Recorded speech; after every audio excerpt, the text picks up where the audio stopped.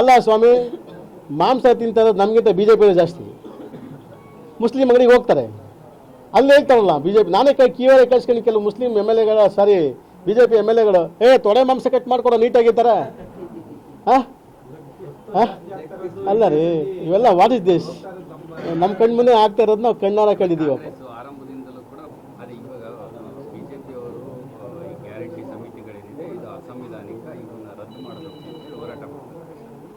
ಈಗಾಗಲೇ ಆ ವಿಚಾರವಾಗಿ ನಿನ್ನೆ ಸನ್ಮಾನ್ಯ ಈ ರಾಜ್ಯದ ಮುಖ್ಯಮಂತ್ರಿಗಳು ಸನ್ಮಾನ್ಯ ಸಿದ್ದರಾಮಯ್ಯನವರು ಸ್ಪಷ್ಟೀಕರಣ ಕೊಟ್ಟವ್ರೆ.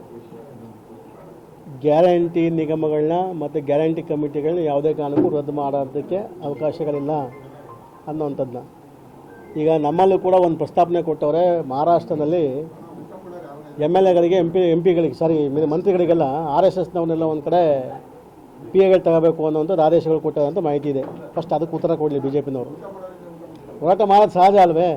ಅವ್ರ ಕಾರ್ಯಕರ್ತರಿಗೊಂದು ಶಕ್ತಿ ತುಂಬಬೇಕು ಅನ್ನೋವಂಥದ್ದು ಸರ್ಕಾರದ್ದು. ಬರೀ ಕಾಂಗ್ರೆಸ್ ಕಾರ್ಯಕರ್ತರೇ ಅಂತಲ್ಲ, ಕಾಳಜಿ ಇರೋಂಥವ್ರು, ಅಂದರೆ ಜನಪರವಾಗಿ ಕೆಲಸ ಮಾಡಬೇಕು, ಪಬ್ಲಿಕ್ ಸರ್ವಿಸ್ ಕೊಡಬೇಕು ಅನ್ನೋಂಥವ್ರನ್ನ ಕಮಿಟಿಯಲ್ಲಿ ಆಯ್ಕೆ ಮಾಡಿ ಕೆಲಸ ಮಾಡಿ ಅಂತ ಸರ್ಕಾರ ಕೊಟ್ಟಿರೋಂಥದ್ದು. ಸೊ ಈಗಾಗಲೇ ಸ್ಪಷ್ಟೀಕರಣ ಕೊಟ್ಟಿರೋದ್ರಿಂದ ಮುಖ್ಯಮಂತ್ರಿಗಳು ಇದ್ರ ಬಗ್ಗೆ ಚರ್ಚೆ ಬೇಡ ಅಂತ ನನ್ನ ಅಭಿಪ್ರಾಯ ಆಯಿತು.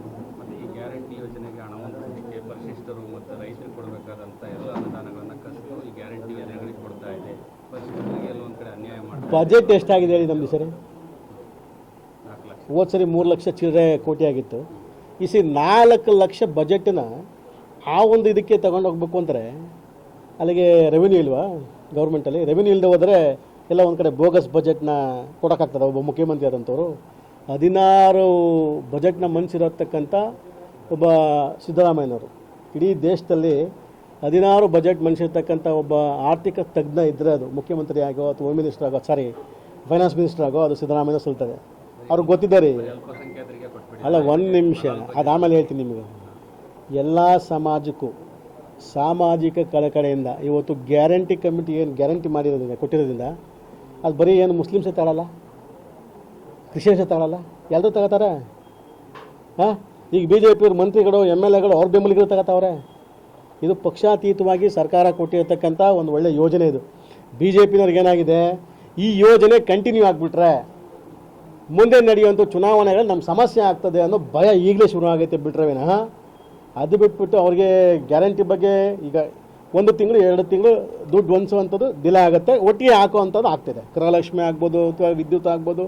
ಬಸ್ಸಲ್ಲಿ ಇವತ್ತು ನಮ್ಮ ಜಿಲ್ಲೆಯಲ್ಲೇ ಕೋಟ್ಯಾಂತರ ಹೆಣ್ಣುಮಕ್ಳು ಇವತ್ತು ನಮ್ಮ ಜಿಲ್ಲೆಯಲ್ಲೇ ಇವತ್ತು ಓಡಾಡುವಂಥದ್ದನ್ನ ನಾವು ಗಮನಿಸ್ತಾ ಇದ್ದೀವಿ. ಸೊ ಇವೆಲ್ಲ ಒಳ್ಳೆ ಯೋಜನೆಗಳಿದೆ. ಇದೇನಿಲ್ಲ ಬರೀ ರಾಜಕೀಯ ಬಿಟ್ಟರೆ ಇಲ್ಲಿ ಬೇರೆ ಇನ್ಯಾವ ಉದ್ದೇಶ ಕೂಡ ಇಲ್ಲ ಇಲ್ಲಿ. ಆಮೇಲೆ ಸಿದ್ದರಾಮಯ್ಯನವರು ಕೇವಲ ಅಲ್ಪಸಂಖ್ಯಾತರಿಗೆ ಅಂತ ಪುಣ್ಯಾತ್ಮರು ಹೇಳೋವಂಥದ್ದು. ಹಾಗಾದರೆ ಈ ಬಜೆಟ್ನ ಪ್ರತಿಗಳನ್ನ ಓದಕ್ಕೆ ಹೇಳಿ, ಒಬ್ಬೊಬ್ಬ MLAಗೋ ಮಂತ್ರಿಗೂ ಓದಕ್ಕೆ ಹೇಳಿ, ಅದನ್ನು BJP MLAಗಳಿಗೆ ಓದಕ್ಕೆ ಹೇಳಿ. ಆ ಪ್ರತಿಗಳಲ್ಲಿ ಯಾವ್ಯಾವ ಸಮಾಜಕ್ಕೆ ಎಷ್ಟೆಷ್ಟು ದುಡ್ಡನ್ನ ಮೀಸಲಾಗಿಟ್ಟವ್ರೆ ಮತ್ತು ಯಾವ್ಯಾವ ಇಲಾಖೆಗೆ ಎಷ್ಟೆಷ್ಟು ದುಡ್ಡನ್ನು ಮೀಸಲಾಗಿಟ್ಟವ್ರೆ ಅನ್ನೋ ಫಸ್ಟ್ ಪರಿಶೀಲಿಸಕ್ಕೆ ಹೇಳಿ. ಸುಮ್ಮನೆ ಏನೋ ಬಾಯಿಗೆ ಬಂದಾಗ ಒಂದು ಮಾತಾಡಬೇಕು. ಈಗ ಮೀಡಿಯಾದವರು ನೆಗೆಟಿವ್ ಹೇಳಿದ್ರೆ ಹೋದರೆ ನೀವು ತೋರಿಸೋದಲ್ಲ, ಸರ್ಕಾರ ಹೊಗಳಕ್ಕಾಯ್ತದಾ? BJPನವ್ರು ಬಂದು ನಮ್ಮನ್ನು ಹೊಗಳ್ತೀರ ನೀವು? BJPನವ್ರು ಇಲ್ವಲ್ಲ, ನೀವು ನಮ್ಮ ತೆಗಳಲೇಬೇಕಲ್ಲ. ಆ ತೆಗಳನ್ನು ನೀವು ತೋರಿಸ್ತೀರ ಅಷ್ಟೇ. ಬಿಟ್ಟರೆ ನಮ್ಮನ್ನ ಬೈತಾ ಇರೋದು ಯಾರು? ಕಾಂಗ್ರೆಸ್ನವ್ರನ್ನ, ವಿರೋಧ ಪಕ್ಷದವ್ರು ಬೈತಾರೆ ಬಿಟ್ರೆ ವಿನಃ ಶ್ರೀಮಂತರು, ಅತಿಯಾದ ಶ್ರೀಮಂತರು, ದುರಾಂಕಾರ ಇದೆಯಲ್ಲ ಕೆಲವು ಶ್ರೀಮಂತರಿಗೆ, ಅವರು ಬೈಕೈತಾರೆ ಅಷ್ಟೇ. ಬಿಟ್ರೆ ವಿನಃ ಬಡವರು, ಮಿಡಲ್ ಕ್ಲಾಸ್ ಪೀಪಲು, ರೈತರು, ಇವತ್ತು ಕಾರ್ಮಿಕರು ಯಾರು ಕೂಡ ಇವತ್ತು ಕಾಂಗ್ರೆಸ್ ಸರ್ಕಾರನ ಸಂಪೂರ್ಣ ಒಪ್ಕೊಳ್ಳುವಂಥ ಕೆಲಸ ಆಗಿದೆ. ಹೌದು, ಅದು ಓದ್ಕೊಳ್ಳೋಕೆ ಹೇಳಿ. ಯಾವ್ಯಾವ ಇಲಾಖೆಗೆ ಎಷ್ಟೆಷ್ಟು ದುಡ್ಡು ಕೊಟ್ಟವ್ರೆ, ಯಾವ್ಯಾವ ಸಮಾಜಕ್ಕೆ ಎಷ್ಟು SC ST ಎಷ್ಟು ಕೊಟ್ಟವ್ರೆ, ಕೊಟ್ಟಿರತಕ್ಕಂಥದ್ದು ಅಲ್ಪಸಂಖ್ಯಾತರಿಗೆ ಎಷ್ಟು ಕೊಟ್ಟವ್ರೆ ಅನ್ನೋಂಥದ್ದು, ಪ್ರತಿಯೊಂದು ಇಲಾಖೆಗೆ ಎಷ್ಟೆಷ್ಟು ಕೊಟ್ಟವ್ರೆ ಅನ್ನತಕ್ಕಂಥದ್ದು ಓದ್ಕೋಬೇಕು ಪ್ರತಿಗಳು. ಫಸ್ಟ್ ಅವರು ಓದ್ಕೊಂಡು ಚರ್ಚೆಗೆ ಬರೋಕ್ಕೆ ಹೇಳಿ, ಮಾತಾಡೋಣ. ಅದು ಅವ್ರಿಗೆ ವಿಧಿ ಇಲ್ವಲ್ಲ. ಈಗ ಮುಸ್ಲಿಮ್ಸ್ ಎಷ್ಟು ಹೇಳಿದ್ರೆ ಹೋದ್ರೆ BJPಗೆ ಊಟ ಸೇರಲ್ಲ, ನಿದ್ದೆ ಬರೋಲ್ಲ ಅವರಿಗೆ. ನಾವೇನು ಮಾಡೋಣ? ಅಲ್ಲ ಸ್ವಾಮಿ, ಮಾಂಸ ತಿಂತಾರೆ ನಮಗಿಂತ BJP ಜಾಸ್ತಿ. ಮುಸ್ಲಿಂ ಅಂಗಡಿಗೆ ಹೋಗ್ತಾರೆ, ಅಲ್ಲಿ ಹೇಳ್ತಾರಲ್ಲ BJP. ನಾನೇ ಕಿವಿಯೊಳಗೆ ಕಳ್ಸ್ಕೊಂಡು ಕೆಲವು ಮುಸ್ಲಿಂ MLAಗಳ ಸಾರಿ BJP MLAಗಳು ತೊಡೆ ಮಾಂಸ ಕಟ್ ಮಾಡ್ಕೊಡೋ ನೀಟಾಗಿರ್ತಾರೆ. ಅಲ್ಲ ರೀ, ಇವೆಲ್ಲ ವಾಟ್ ಇಸ್ ದಿಸ್? ನಮ್ಮ ಕಣ್ಣು ಮುಂದೆ ಆಗ್ತಾ ಇರೋದು ನಾವು ಕಣ್ಣಾರ ಕಂಡಿದ್ದೀವಪ್ಪ. ನೋಡ್ರಿ, ಹಂಗಿಲ್ವೇ ಇಲ್ಲ. ನಮ್ಮಲ್ಲಿ ಯಾವ ಧರ್ಮ ಜಾತಿ ಇಲ್ಲ ರೀ. ಊರುಗಳಲ್ಲಿ ಗ್ರಾಮೀಣ ಪ್ರದೇಶಗಳಲ್ಲಿ ಎಲ್ಲೂ ಕೂಡ ಅವನ ಆ ಧರ್ಮ ಈ ಧರ್ಮ ಅಂತ ಇಲ್ಲ ರೀ. ಎಲ್ಲರೂ ಬೆಳಗ್ಗೆ ಯಾರು ಒಂದು ಪೆಟ್ಟಿ ಅಂಗಡಿ ಇರ್ತಾವೆ ಕಣಪ್ಪ. ನಮ್ಮ ಹಳ್ಳಿನಾಗ ಏನು ಮಾಡ್ತಾರೆ ಅಂದರೆ ಡೆಲ್ಲಿ ರಾಜಕೀಯ ಮಾತಾಡ್ತಾರೆ ಪೆಟ್ಟಿ ಅಂಗಡಿ ಕೂತ್ಕೊಂಡು. ಅಲ್ಲಿ ಮುಸ್ಲಿಮನು ಕೂತ್ಕೊತಾನೆ, ಕ್ರಿಶ್ಚಿಯನು ಕೂತ್ಕೊತಾನೆ, ಹಿಂದೂ ಕೂತ್ಕೊತಾನೆ, SC ST ತಿಗಳರು, ವಕೀಲರು, ನಾಯಕರು ಎಲ್ಲ ಜಾತಿಯವರು ಕೂತ್ಕೊಂಡು ಚರ್ಚೆ ಮಾಡ್ತಾರೆ ಆ ಟೀ ಅಂಗಡಿ ಕೂತ್ಕೊಂಡಾಗ. ಅಲ್ಲಿ ನಮ್ಮ ಗ್ರಾಮೀಣ ಭಾಗದಲ್ಲಿ ಧರ್ಮ ಜಾತಿ ಇಲ್ಲವೇ ಇಲ್ಲ ರೀ.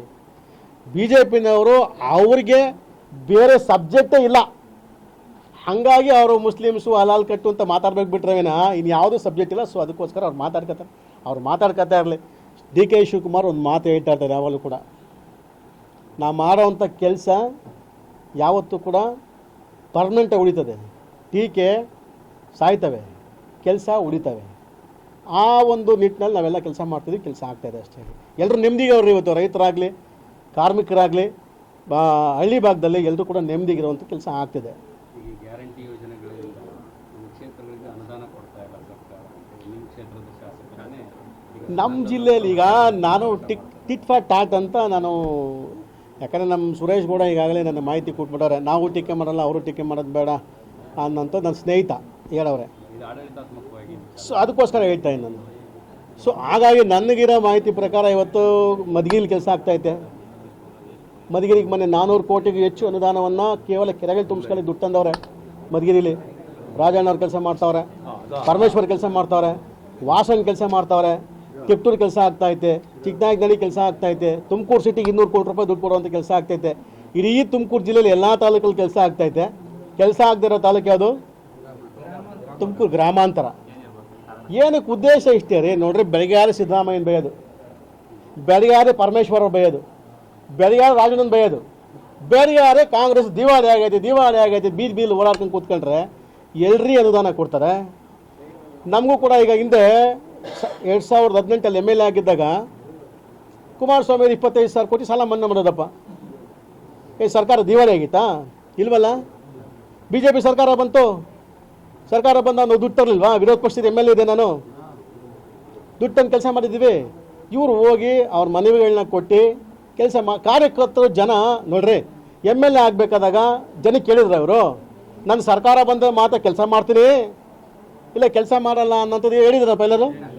ಎಲ್ಲೂ ಕೂಡ ಹೇಳಿಲ್ಲ ಅವರು. ನಾನು ಅಕಸ್ಮಾತ್ ಕಾಂಗ್ರೆಸ್ ಸರ್ಕಾರ ದುಡ್ಡು ಕೊಡದೆ ಹೋದರೆ ಭಿಕ್ಷೆ ಬೇಡ, ಅದು ನಾನು ಡೆವಲಪ್ ಮಾಡ್ತೀವಿ ಅಂತ ಅವರೇ ಹೇಳಿರೋಂಥದ್ದು. ಅದನ್ನ ಆಡಿಯೋ ಸಮೇತ ಬೇಕಾದ್ರೆ ನಿಮ್ಗೆ ಕೊಡಬಲ್ಲೆ ನಾನು. ಡೆವಲಪ್ಮೆಂಟ್ ಮಾಡಲಿ ಅಷ್ಟೇ, ಅವ್ರು ರಿಕ್ವೆಸ್ಟ್ ಮಾಡ್ಕೊಂಡು ಕೆಲಸ ಮಾಡಲಿ. ನೋಡಿ, ಅವ್ರ ಅಭಿವೃದ್ಧಿ ವಿಚಾರ ಬಂದಾಗ, ಕ್ಷೇತ್ರಕ್ಕೆ ಅನುಕೂಲ ಆಗೋ ವಿಚಾರ ಬಂದಾಗ ನಾನು ಅವ್ರಿಗೆ ಕೈ ಜೋಡಿಸ್ತೀನಿ ಖಂಡಿತ. ಅದು ಬಿಟ್ಬಿಟ್ಟು ತುಗ್ಲಕ್ ದರ್ಬಾರ್ ಮಾಡೋಕೆ ಹೋದಾಗ ನಾವು ಅದನ್ನ ವಿರೋಧ ಮಾಡಿದ್ವಿ ಬಿಟ್ರವಿನ ಎಲ್ಲದಕ್ಕೂ. ಈಗ ಉದಾಹರಣೆ, ನಾನು MLA ಆಗಿದ್ದಾಗ ನಾನು ತಂದಿರೋ ಅನುದಾನಕ್ಕೆ ಅವ್ರು ಕೊಕ್ಕೆ ಇಟ್ಟರು.